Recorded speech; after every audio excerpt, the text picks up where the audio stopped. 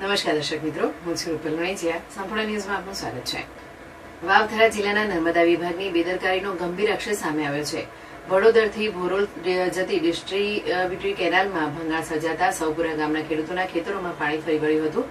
ખેડૂતોના જણાવ્યા મુજબ આ ઘટનાને કારણે 50 એકરથી વધુ જમીનના ઉભા પાકને ભારે નુકસાન થયું છે. ખેડૂતોના જણાવ્યા અનુસાર વડોદરથી ભોરોલ જતી ડિસ્ટ્રી કેનાલના નાણાંનું કામ સમયમર્યાદા પૂર્ણ કરવામાં આવ્યું ન હતું. અચાનક વરસાદી પાણી કેનાલમાં આવતા અધૂરા કામને કારણે કેનાલમાં ભંગાણ સર્જાયું હતું. પરિણામે સૌપુરા ગામના 20થી વધુ ખેડૂતોના ખેતરોમાં પાણી ભરાઈ ગયા હતા. પાણી ભરાવાને કારણે મગફળી અને બાજરી સહિતના પાકને વ્યાપક નુકસાન થયું છે. ખેડૂતોનો આક્ષેપ છે કે નર્મદા વિભાગ, કોન્ટ્રાક્ટર અને એજન્સીની બેદરકારીના કારણે તેમને લાખો રૂપિયાનું નુકસાન વેઠવું પડ્યું છે. અનેક વખત રજૂઆતો કરવા છતાં કેનાલનું કામ સમયસર પૂર્ણ કરવામાં આવ્યું ન હતું. હાલ ખેતરો તેમજ કેટલાક ઘરોમાં પણ પાણી ભરાયેલા છે. ખેડૂતોએ તાત્કાલિક